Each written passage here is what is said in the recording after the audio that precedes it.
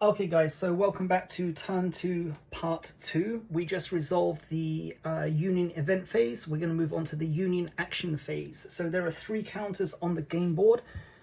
Okay, we have these guys here, 1st Delaware, these guys here, 5th Maryland, and these guys here, 4th New York. Okay, these guys are in attack position number 1 of their respective tracks, so they're going to make an automatic move from attack position 1.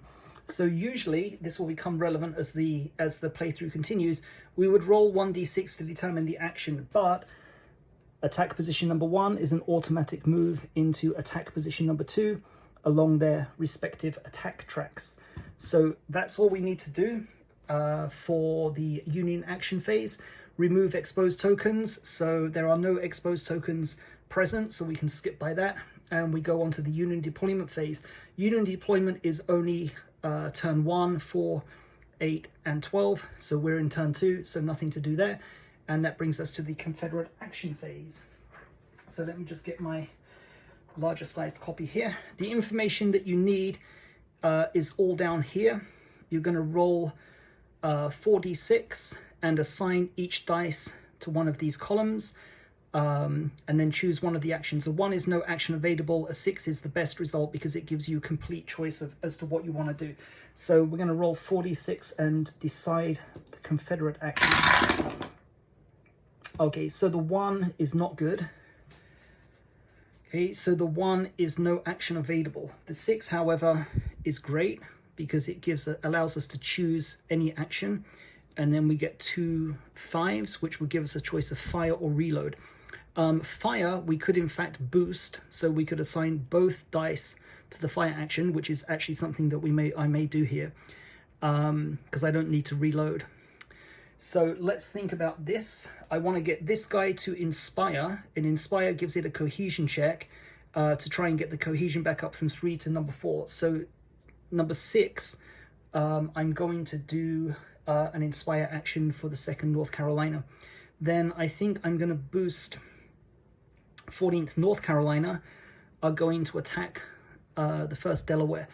So both of the die are assigned to a fire action. That gives me a +1 bonus to cohesion. So let me just go through the modifiers as well to make sure that this is clear. There's no smoke token. Smoke would impose a -1 penalty, which is cumulative depending on how many smoke tokens are present. There's also a range modifier. The range modifier for the Confederates is down here on the left-hand side. It's -1. So we've got a base cohesion of 5. A range modifier for -1 brings it down to 4. No smoke token, still 4. Boosted action, +1, brings it up to 5.